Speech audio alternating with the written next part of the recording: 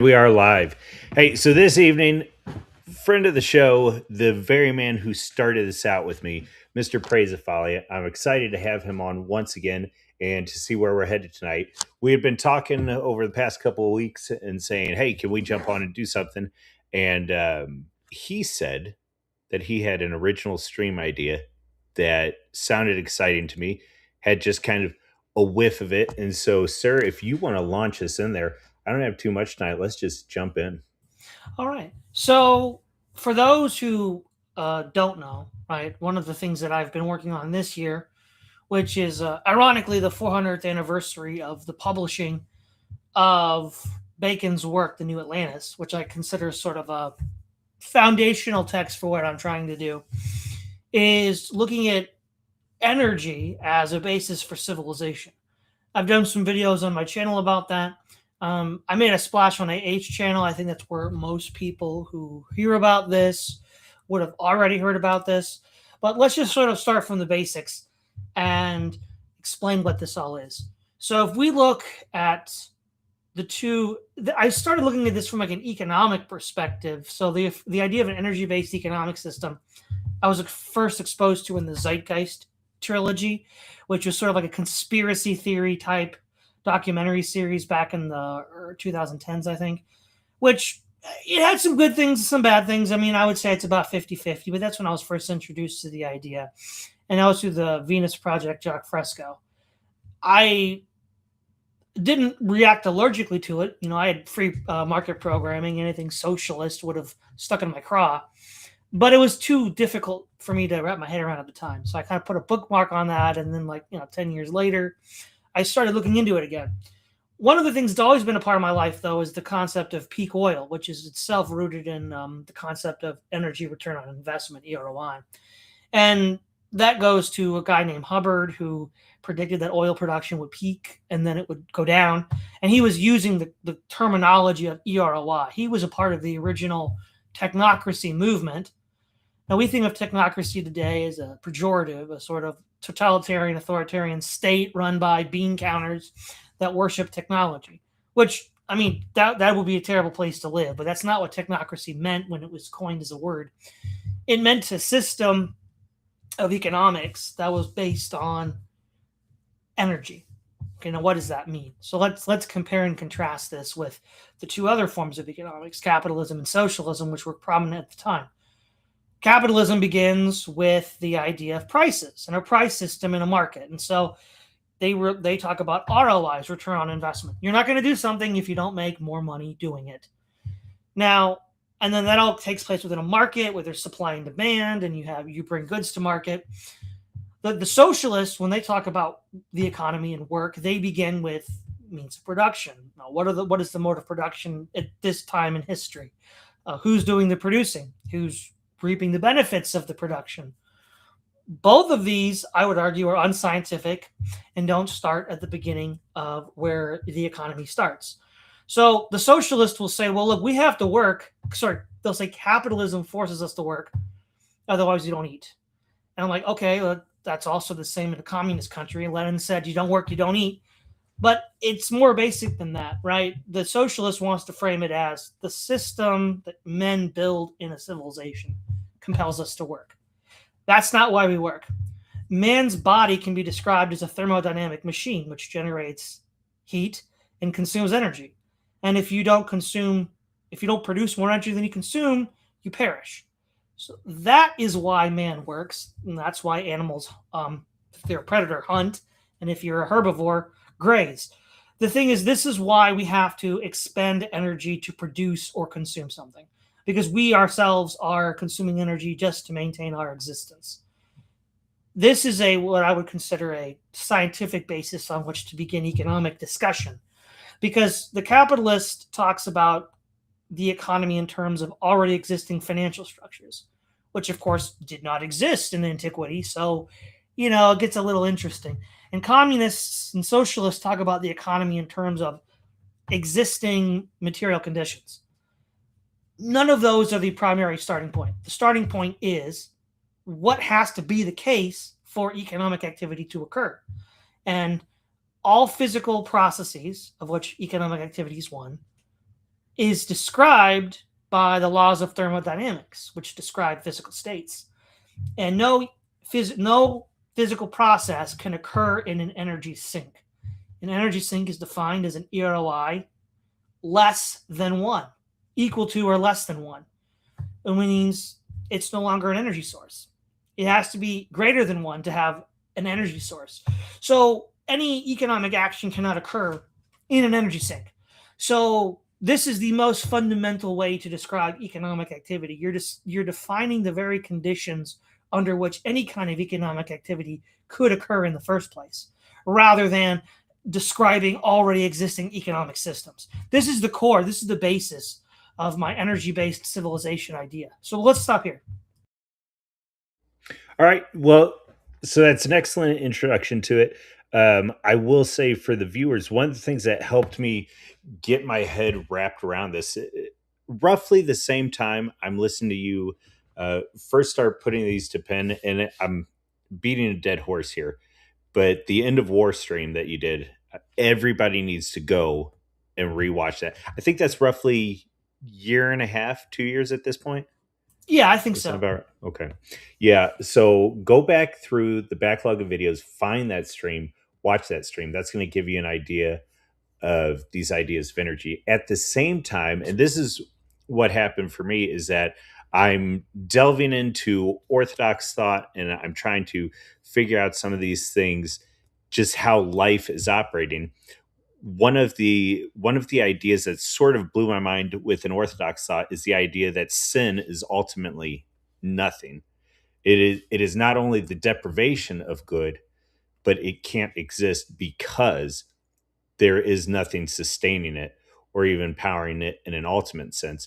And so this was first introduced to me, and I'm probably doing a poor job of explaining the idea and the concept, but in the Orthodox way, this is Callistus Ware. He was an English theologian, and he's in there and he's talking about how ultimately sin dies out.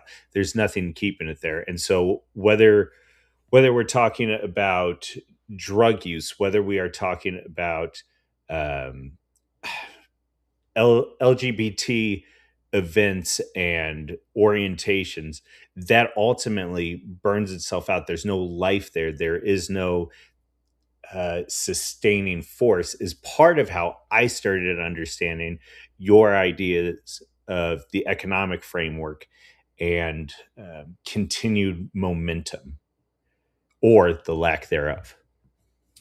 Yeah, yeah. So let's just briefly jump on to that stream, the end of war. What I was talking about was, if we view, there's two concepts we need to consider here. One is entropy, which is the increasing disorder within a system.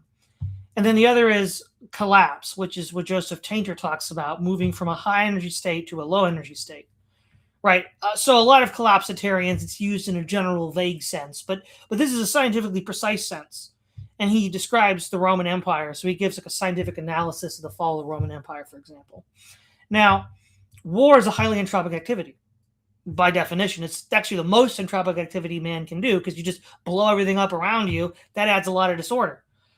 Now, if too much disorder adds up in a system, it breaks down. It just doesn't work anymore. That will drive collapse, because you need a high energy state to wage war, and if you collapse into a low energy state, certain kinds of conflict can't occur. For example, industrial warfare can't occur before you have industry, and can't occur after you lose it. So that wouldn't happen again. The forever war won't happen if you get rid of the conditions that make it possible, which is the extremely high energy state of our for-profit military system, our economy. So those are two things that, if you look at, these are scientific descriptions of energy and physics and so on, that I argue in the long term will reduce overall conflict. Now, what does this mean practically, though? Because let's look at a very simple example.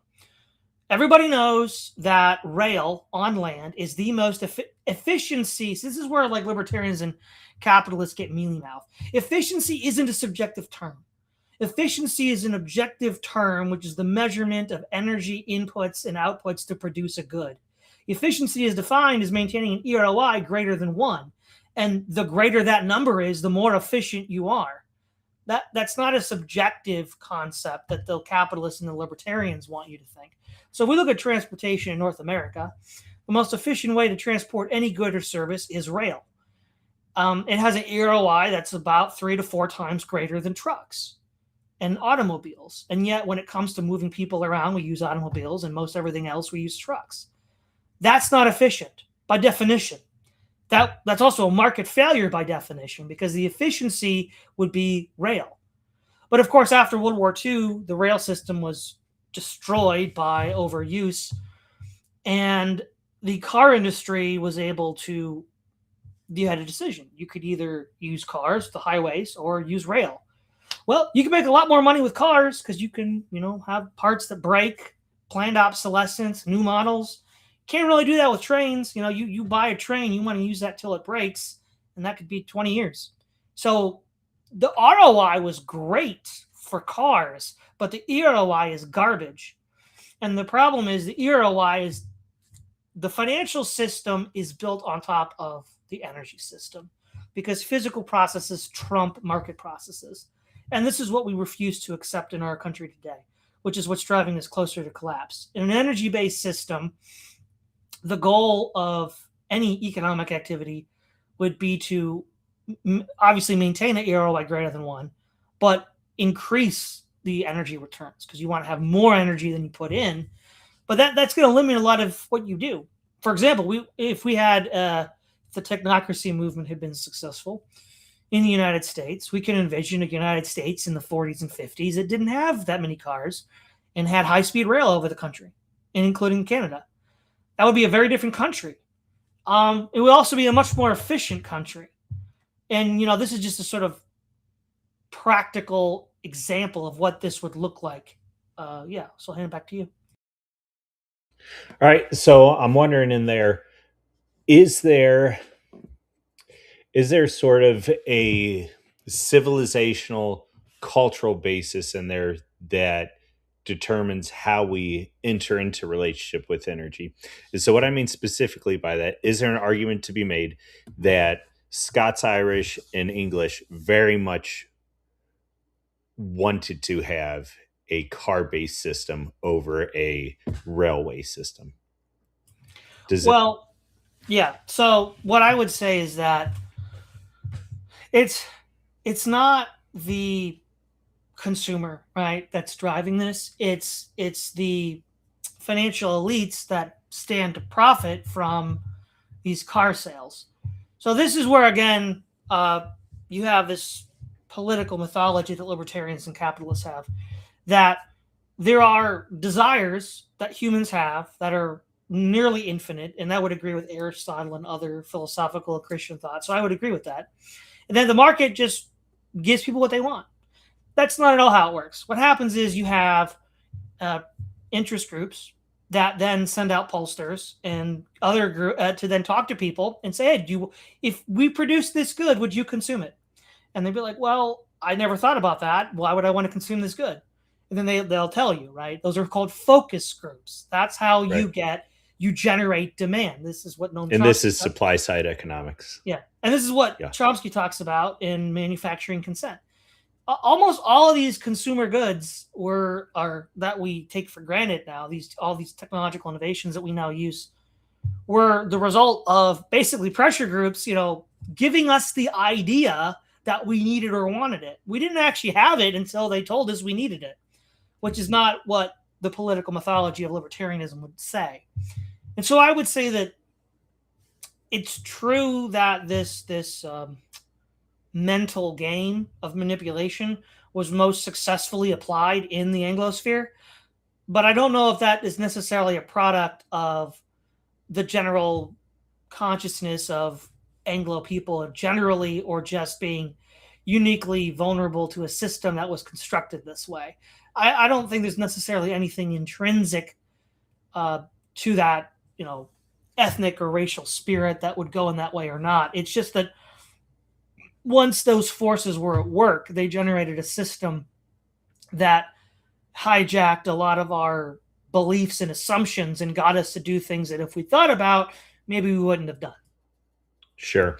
So my second question in there is, and I might be preempting you a little bit on this one, so we don't have to go down this route, but um, how fragile is our current system, and how fragile, if we're focused on the EROI, is that form of a system?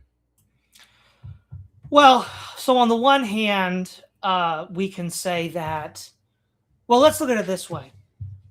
When we look at, say, the fragility of our current system, on the one hand, it does seem to be able to handle shocks. It handled the 2007-8 financial crisis. It handled COVID. I mean, it still exists. We didn't have a Soviet-style collapse yet, but we were operating from a very high energy state. But I think one way to look at this, though, is people who are embedded in the system, what can they do? If we look at what the average person could do in the 60s or the 80s or even the early 2000s, they could do a lot more than most people can do today, even though they were, from the point of view of the capitalist, objectively poorer. We think of like the relationship crisis where men and women aren't forming relationships. Well, back in the 60s, that was happening all the time. So, in a sense, it's very dysfunctional in that while we have a very high energy state, most people aren't able to actually do anything. And I think that is a way to look at the cracks in the system that you wouldn't otherwise see. Now, we have seen, there was it a few years ago, there was the dock strikes under the Biden administration. We are very vulnerable, which is why the Biden administration made a deal very quickly with those people, because everything has to come in through those ports. If the dock workers just went on strike and all the big coastal ports, we'd be hard up, and they know that. And COVID also showed that. Now, but what makes an energy-based economic system different? Well, ultimately, what makes something fragile? What makes something vulnerable? The fact is, if it doesn't have redundancies, it's not. It can't survive if even one part breaks. It's over investments in complexity is what Tainter calls it. So you have it's not KISS, right? KISS is keep it simple, stupid. It's an engineering principle. This is the opposite. It's over engineered. It's too specific. And the argument is, in the short term, in the immediate term, it allows us to do all these things. But then what's the cost? Well, the cost is in the future, and we don't really measure that. What an energy-based economic system would do is it would be redundant. So let's look at something that's very fragile: food production, right? That's all tied to petrochemicals because trucks deliver the food to your grocery store. So unless you live near a farm, oil is bringing that food to the table. And if oil prices get too high, that's going to affect what's on the shelf. There's really, in my estimation, there was no need for large-scale factory farming except to make profits for a handful of mega corporations. Nobody was starving in the United States prior to factory farms. In fact, the United States was the first country in which there was no famine recorded, right? We don't have famines. And, the first settlements were in the early 17th century, long before industrial production, and right up until, the 40s, when this starts to get rolled out after World War II. Most farms were still small family farms, and nobody was starving. We had an abundance of food. That food fed the world during World War II. So we would have kept that. That would have stayed the same. That would have been reinforced. Laws would have been passed that would have protected those local producers because it's more energy efficient, right? Because if you have to import, United States is a bit different, but let's say you want to import your beef from Argentina. Well, that's a lot of oil. And if the oil gets too expensive, your beef goes up and maybe you don't get beef at all. But if you are living within walking distance or, a train ride from a farm, you don't need oil for that. You can get that food directly, right? And furthermore, with especially cereals, if you have genetic diversity, you can avoid blights, right? If you have like 3 or 4 strains of a given commodity of food, one blight can really wipe you out. I mean, we could think of the potato famine in Ireland, right? That just devastated them. This would be much less of a problem. So biodiversity in food. Let's run with that. We have a system that's biodiversity in food. We would have widely distributed food production so that it's produced locally at scale to people nearby. All of that's far more resilient and robust than the food distribution system we have now. Yeah, so anecdotally, I'll speak on that as well. I think most of the people that are viewing this are aware that I end up keeping a small farm.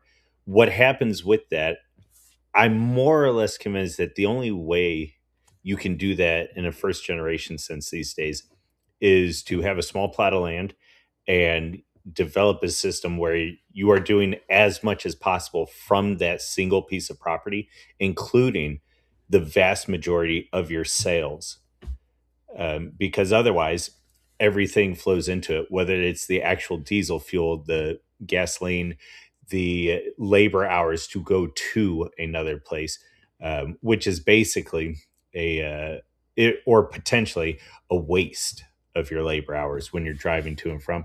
And so all of this factors into it. And the very best way to do something, if possible, is to get the customers to come to you and for you to accomplish whatever's legal there on your property. Unfortunately, there's still some things, but that's another issue. Very good. So we've built the case then that energy as an economic system is probably, or actually let's go all in. The case that's being made in this stream is that a focus on energy is a better way of developing economic thought than simply starting 2 yards down the path in regards to socialism or capitalism. We're actually Right. paying attention to what it takes to get there. So, one of the things, and maybe we'll shrink this down further on into the stream, but I'm curious, you're familiar with Zion, Peter Zion, yes?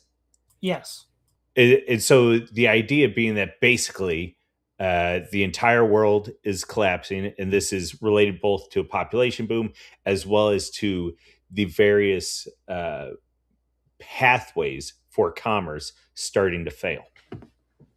I'm curious if you think that is related to the current economic models that we're employing, if that is primarily related to the gay, that being the global American empire, or if this is just somewhat incidental to 20th and 21st century living. Well, I would argue that this absolutely is this worldwide collapse he's talking about is related to this. We've built a system after World War II and then rapidly expanding it after the end of the Cold War that is in direct violation of all these principles.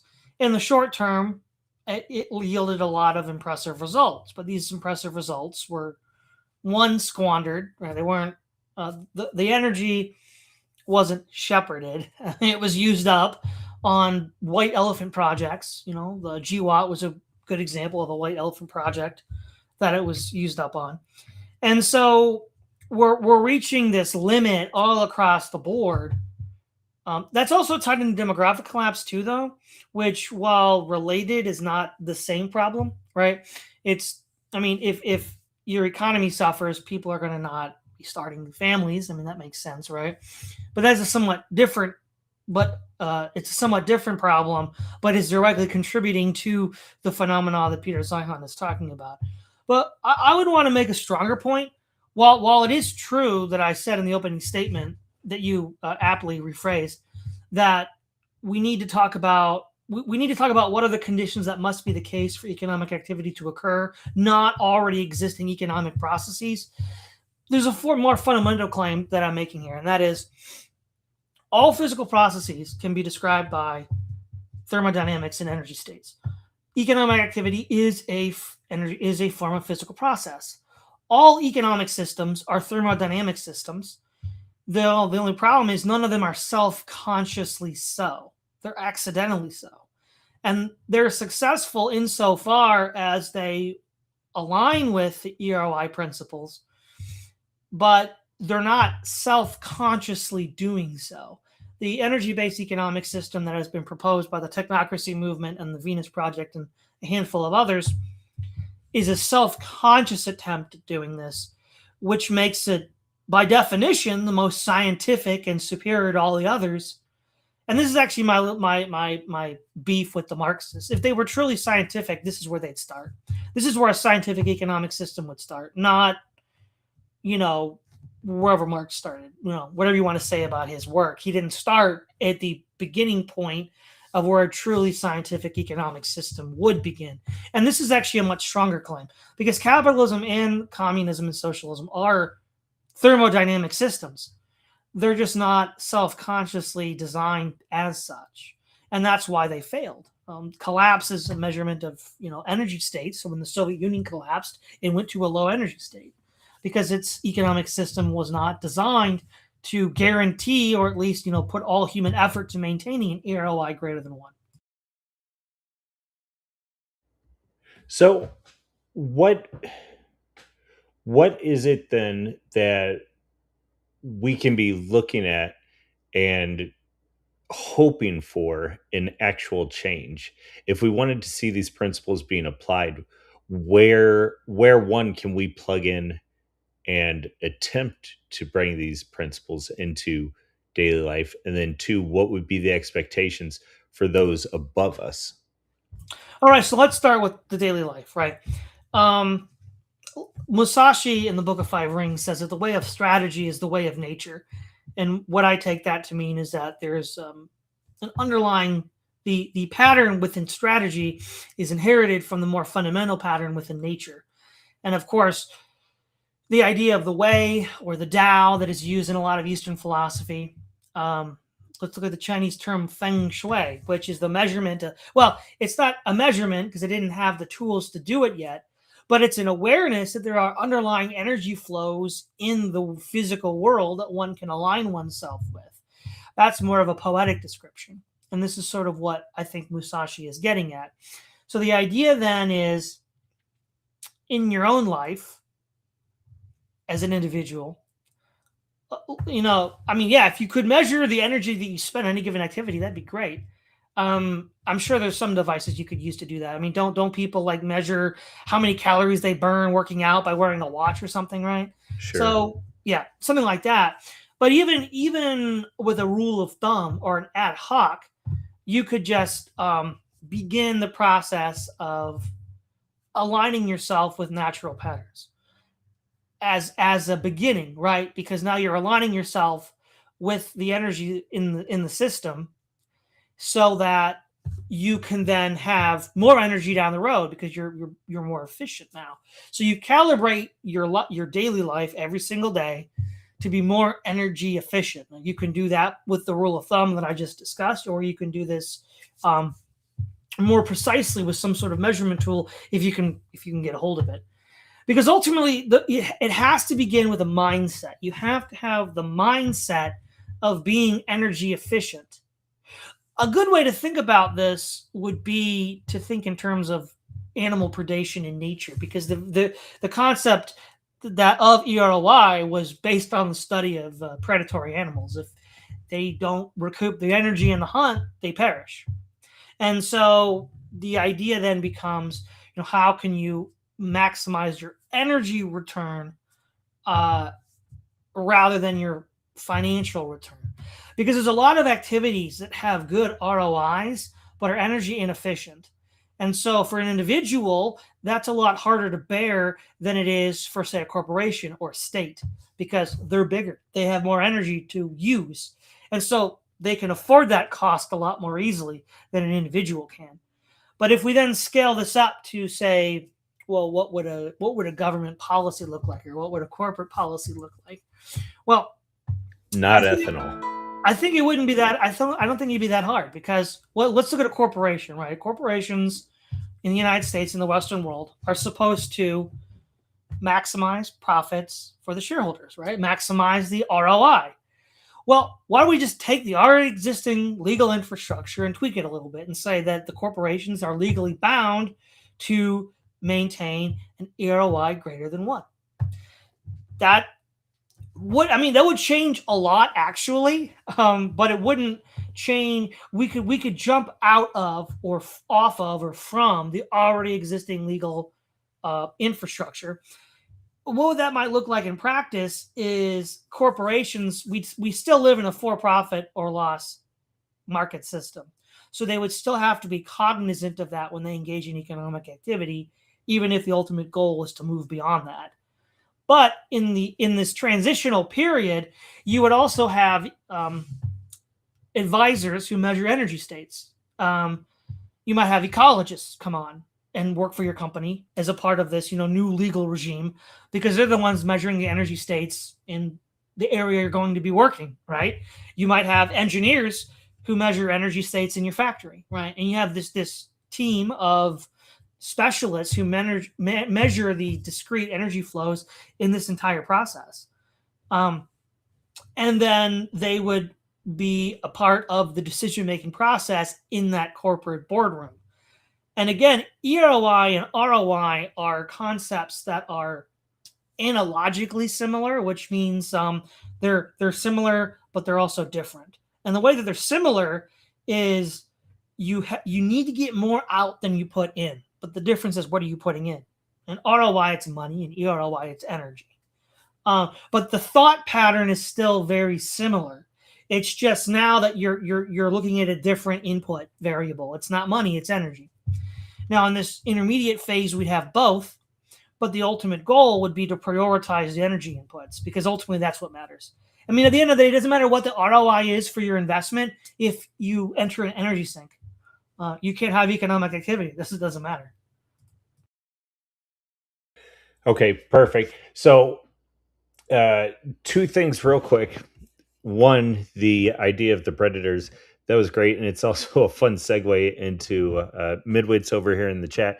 He says, what's funny is that I was thinking about this concept yesterday while watching swallows in flight eating flies.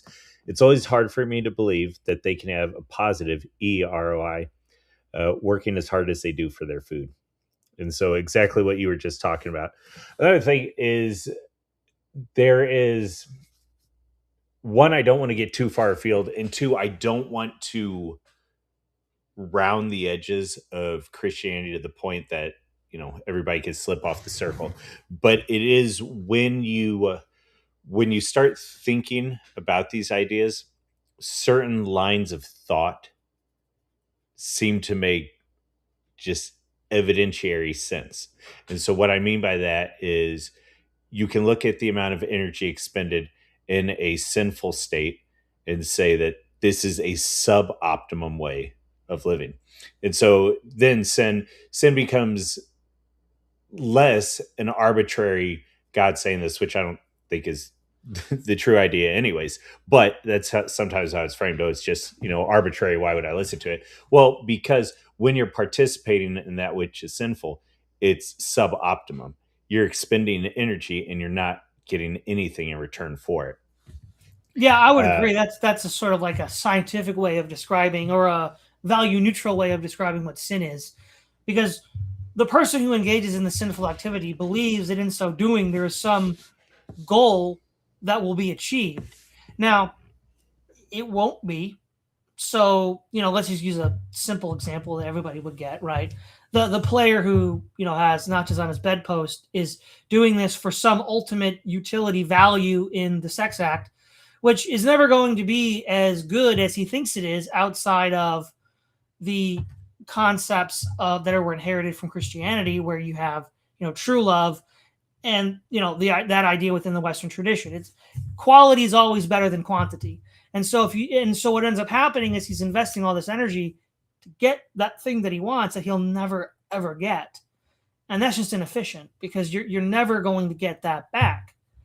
And so, but this could be for all sorts of different sins. Whereas, virtue, goodness, righteousness is the idea that you're mindful of what you do so that you, one, aren't imposing costs on other people, but also you're acting in a way in which you don't generate that many costs in the first place. Right? And the mafia term is heat.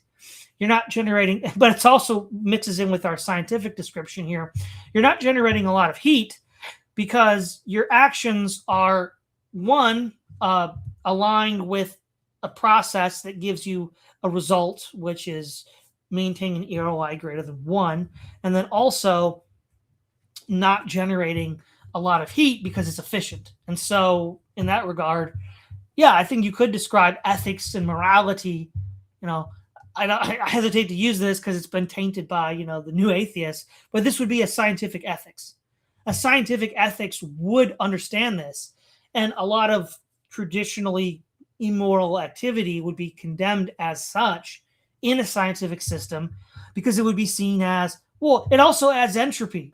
So not only are you consuming energy that you're not getting back, driving this to collapse, you're also adding entropy into the system because these sinful activities are highly entropic. They create a lot of disorder, right?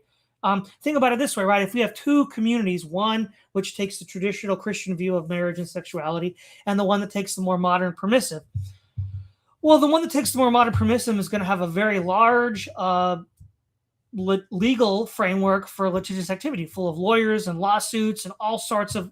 None of that's productive work. That's all a waste of energy that's just going down the toilet. But that's an essential necessity of this new sexual social order that wouldn't exist in a society that was based on the more traditional Christian understanding, which means it's more energy efficient, right? So being good in the moral sense is being it does yield a higher level of efficiency. Yeah, and that's for me at least. It's interesting.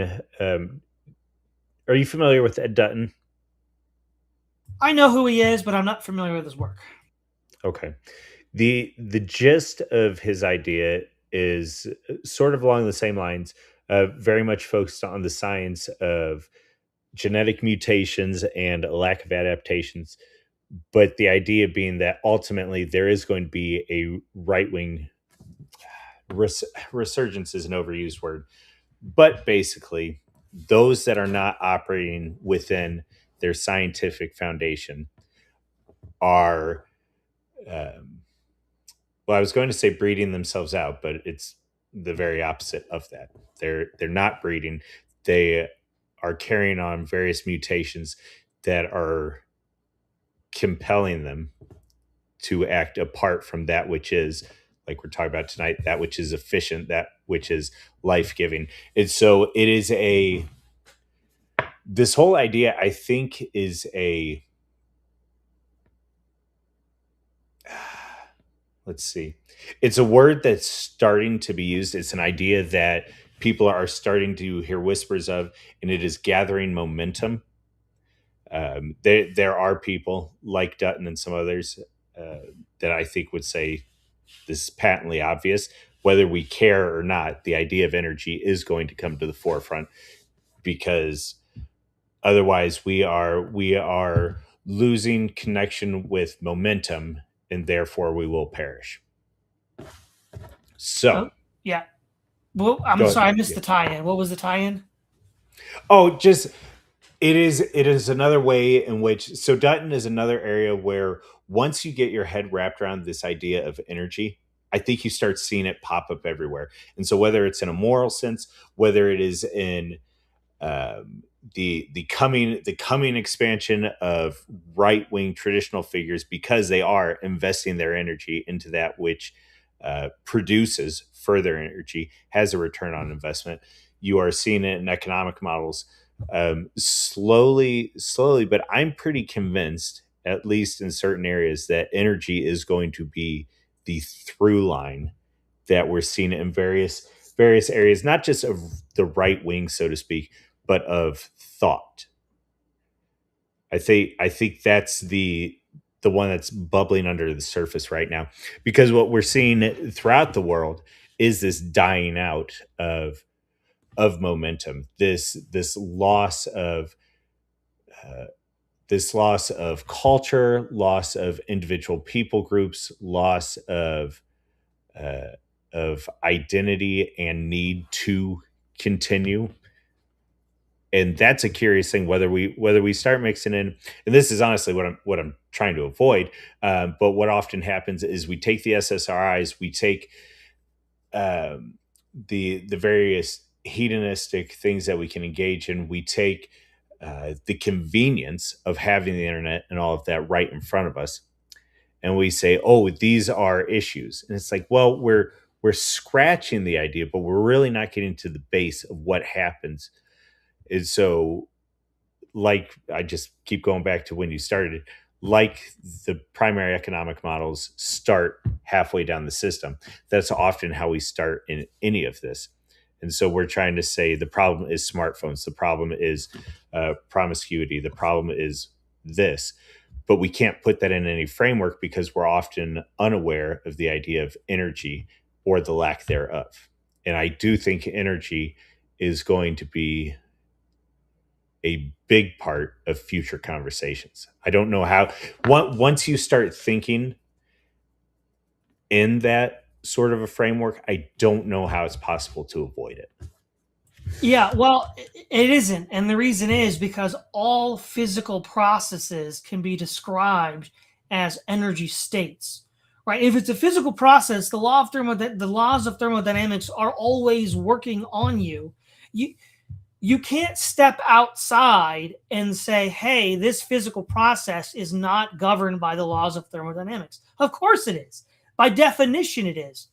This is how you know we don't really live in a scientific age. We live in a superstitious age because, as not Tainter, I can't think of his name now, but there's another author that who talks about collapse, who actually introduced me to Tainter, James Howard Kunstler, in Too Much Magic. He says this is magical thinking.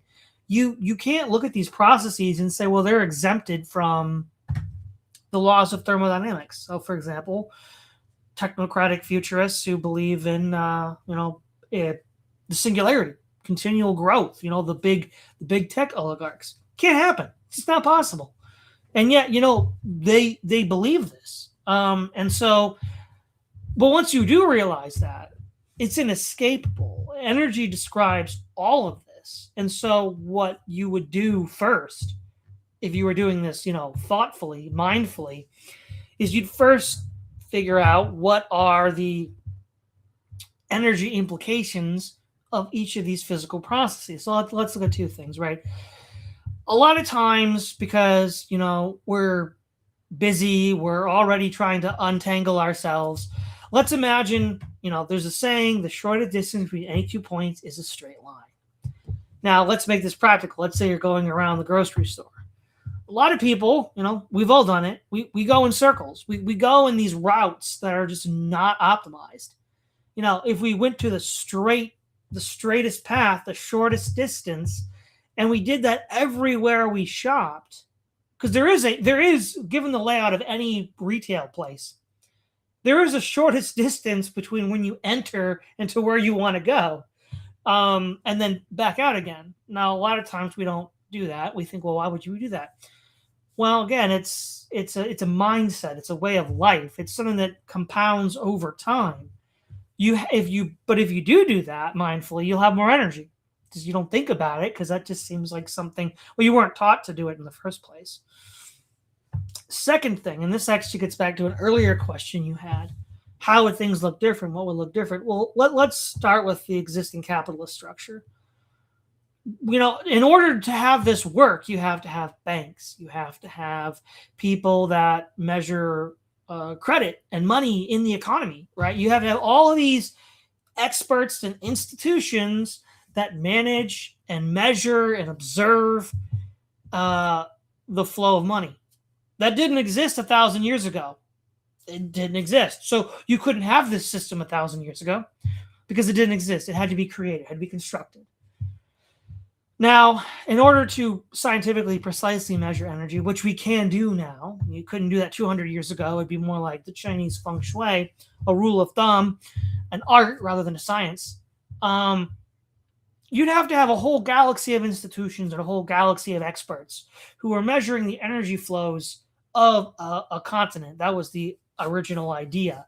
So let's look at North America, right? You have people that would, let's use an example, you'd have a combination of engineers who measure the energy inputs and outputs in the productive process of an industry. You'd have ecologists and environmentalists who measure the energy in bioregions and of the actual land that we're living on. All of that would be correlated together into this essentially database of, I would assume it would be released annually, an annual report of the total energy in the system of North America. And then it would be released every year. That would be a massive massive project, far larger than anything we've ever seen before, larger than the Manhattan Project, larger even than the United States mobilization for World War II. But if we did it, we would have an economic system that is the most scientifically advanced in history because it's rooted in actual scientific laws. And then, of course, what's the benefit? Well, your civilization is now optimized for longevity, right? It's not guaranteed, but it's optimized for longevity so that you will have the best chance of enduring over time and avoiding collapse. So those are some so granular individual level and then the meta level of what this is. Where are you at on AI? And then within this energy concept that we've been building on tonight, where does it fall? Well, right. So just as a brief note, I don't like the term AI because that creates the impression that we're going to get to HAL 9000. I don't believe we're going to get to HAL 9000, but that's not for tonight's show. They're large language models, so let's say LLMs. LLMs are very useful, and I think they would have a very important role to play in doing this. So there's some things that LLMs can't do, right? Because computers lack qualia, they can't write poetry, they can't give these intersubjective accounts, they can't do philosophy. You're still gonna have to have people for that. They can't invent new modes of music. You have to have people for that. But when it comes to measuring scientific processes, well, that's exactly what an algorithm is designed for. It'd be perfect for that. And you could have, a handful of prompt engineers running farms of LLMs doing a lot of this work. It actually would make it a lot easier than the original proposal back in the 1930s. Very good, very good. Now, do you think let's leave the advertising and the promises out of it. Do you see the LLM creators and the general industry that is being formed? Do you see it heading in a positive and efficient direction? Or do you think right now it's just expending energy hand over fist? Yeah, well, right now, I don't think LLMs are being used in this constructive fashion. Um, they could be, and as a tool, they have a great potential to do so. But the problem is, if we look at the tech oligarchs who are pushing this, people like Elon Musk or Peter Thiel or Sam Altman or others, they're the ones that believe in this illusion of infinite growth. That's part of their core belief. That's how they run their businesses, right? I mean, whatever they might say, that's how they run their businesses. And I don't really see that yet. Though, of course, once, as you said, energy is going to become more and more talked about. And it is conceivable that in the future, just from environmental pressure alone, LLMs will be more often used for this because, once you give it into a wide enough hands, enough people are using it, and you have environmental pressures where people are talking about energy all of a sudden, you could see it arise.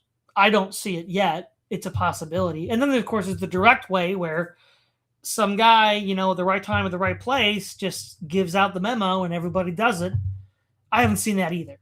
But I think, though, as a tool, though, it has the potential to be very useful for this.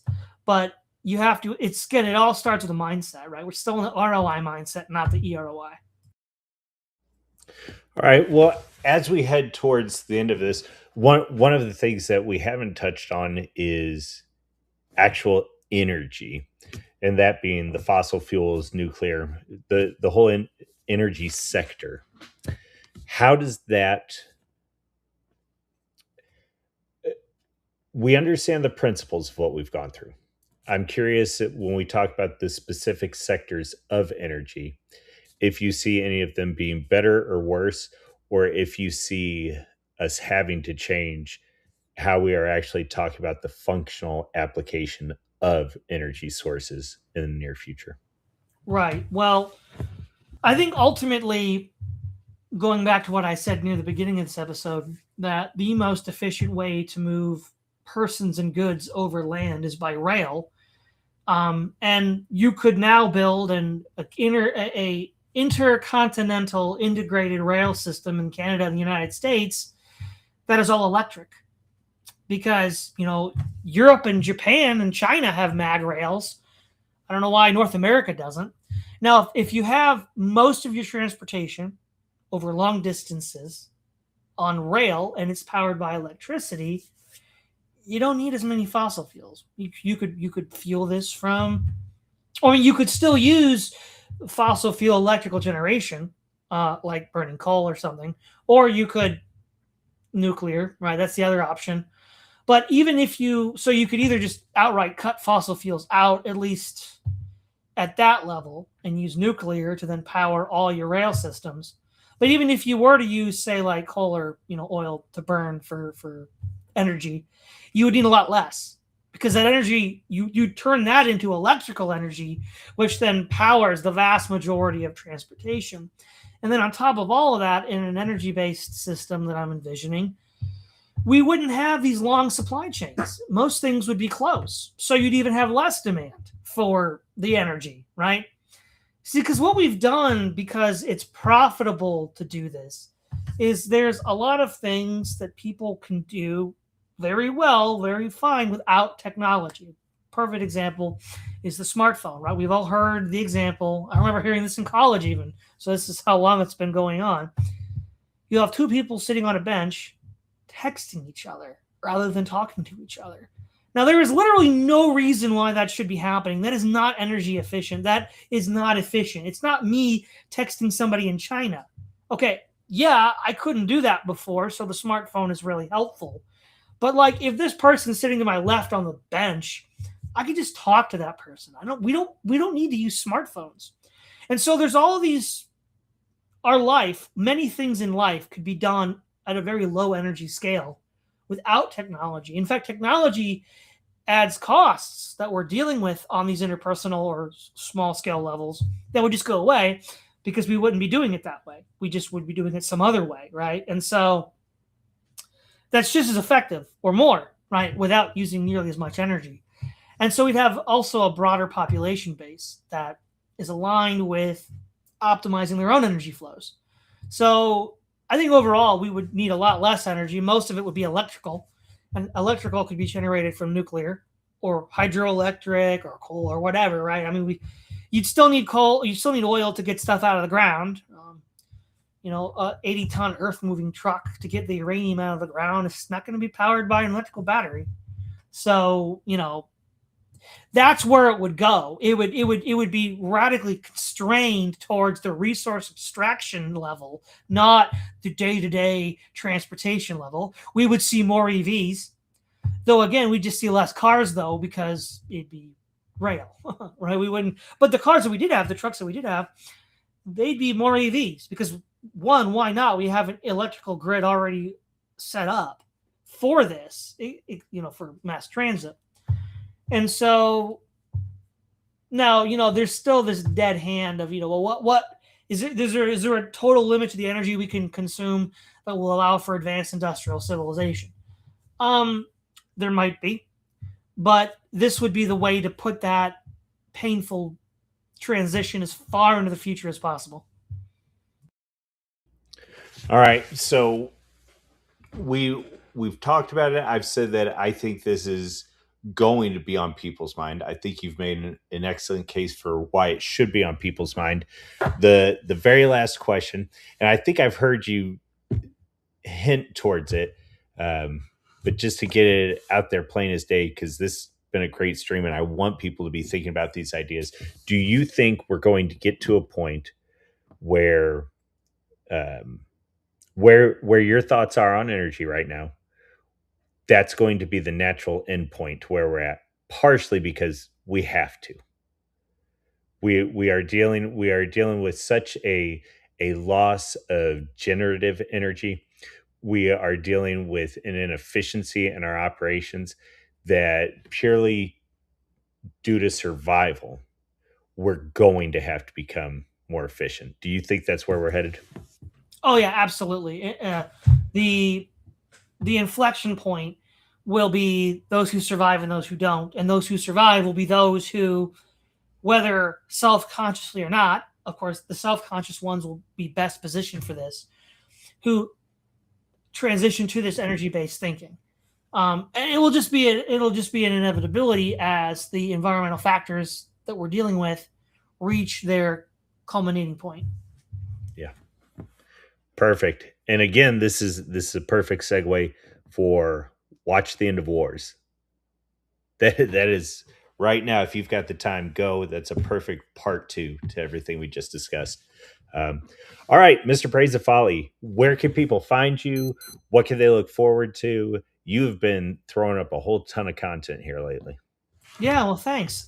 So yeah, you can find me on Praise of Folly podcast. Just type that into YouTube and that'll show up.